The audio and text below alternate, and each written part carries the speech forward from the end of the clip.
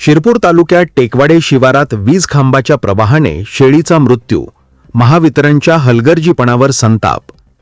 धुळे जिल्ह्यातील शिरपूर तालुक्यात महावितरण विभागाच्या हलगर्जीपणाचा एक धक्कादायक प्रकार समोर आला असून यात एका मुक्या जीवाला आपला जीव गमवावा लागला आहे।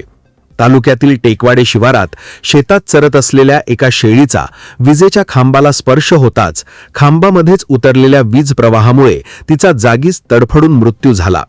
विजेच्या तारांऐवजी थेट खांबामध्येच वीज प्रवाह उतरणे हे महावितरणच्या देखभाल आणि दुरुस्तीच्या कामातील गंभीर त्रुटी दाखवून देते। आज नशीब बलवत्तर म्हणून एका शेळीवर निभावले, पण तिच्या जागी एखादा शेतकरी, शेतमजूर किंवा खेळणारे लहान मूल असते तर या भयंकर घटनेला जबाबदार कोण, असा संतप्त सवाल आता नागरिक विचारत आहेत। या घटनेमुळे परिसरातील धोकादायक बनलेल्या वीज खांबांच्या सुरक्षेचा प्रश्न ऐरणीवर आला असून महावितरणने आता तरी जागे होऊन तातडीने दुरुस्तीची कामे करावीत, अन्यथा भविष्यात मोठी मनुष्यहानी होण्याची भीती व्यक्त केली जात आहे।